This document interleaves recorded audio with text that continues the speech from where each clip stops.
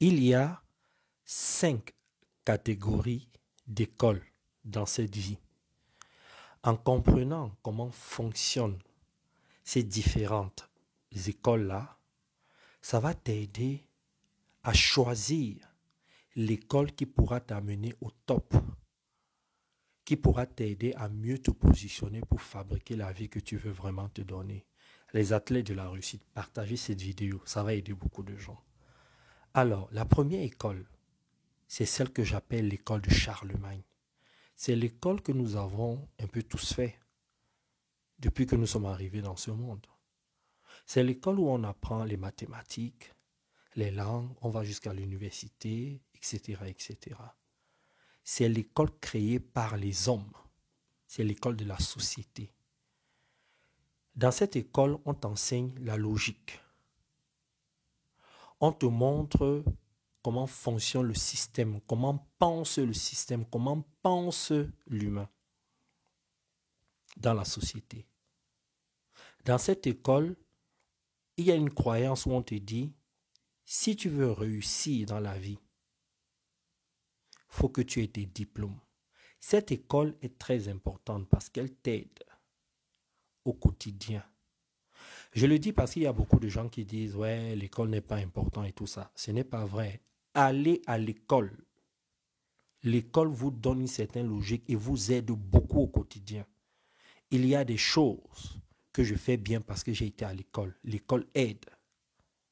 Et je vois les limites qu'ont certaines personnes parce qu'elles ne sont pas allées à l'école. Aller à l'école, c'est très important.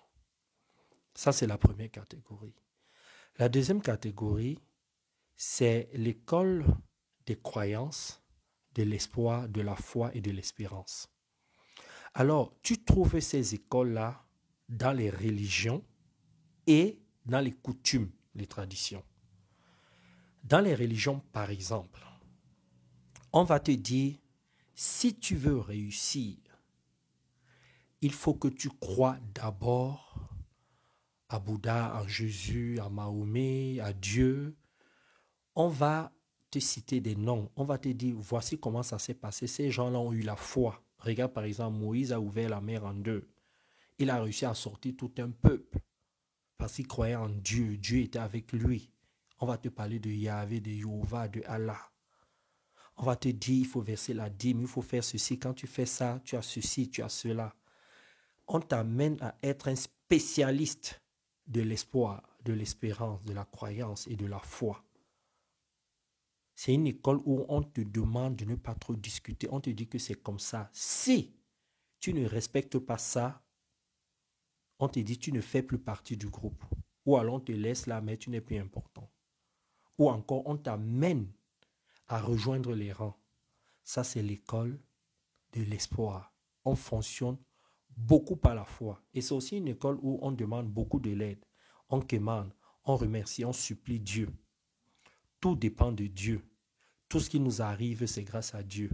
Et généralement, dans cette école-là, on a parfois des phrases du type « C'est Dieu qui fait ma guerre. C'est grâce à Dieu que je réussis. C'est Dieu qui a sa main dans ce que je fais. Dieu va te punir. Le diable existe. L'enfer, le paradis existent. » C'est que des croyances. C'est l'espoir. On demande de l'aide à beaucoup plus grand, etc., etc. Ça, c'est l'école de la croyance. Donc, si tu veux être un spécialiste de l'espoir, de la croyance, de l'espérance, de la foi, c'est dans les religions et dans les coutumes. Dans les coutumes, dans les traditions, comment ça se passe? On pratique parfois le culte du crâne ou des crânes, je ne sais plus comment on dit ça, dans certains villages, dans certains pays.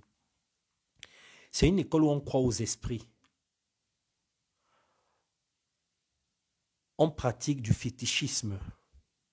Ça s'appelle les marabouts, c'est la tradition, c'est une philosophie de vie, un système de pensée, une façon d'être, une certaine façon de voir la vie.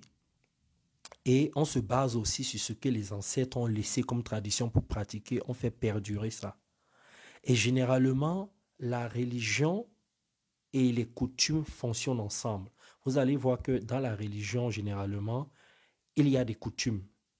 Et dans la tradition, il y a la religion. Donc, c'est pareil. En gros, je vous le dis parce que, par exemple, dans le christianisme, il y a les coutumes judaïstes, là, et tout ça, là. Vous allez dans le bouddhisme, c'est pareil. Bon, les gens vont me dire que le bouddhisme, c'est une voie, c'est un chemin de vie, c'est pas une religion, mais quand tu creuses, c'est une religion. Bon, bref, on passe dessus. La troisième catégorie, c'est ce que j'appelle l'école de la vie. L'école de la vie est différente de la vie à l'école.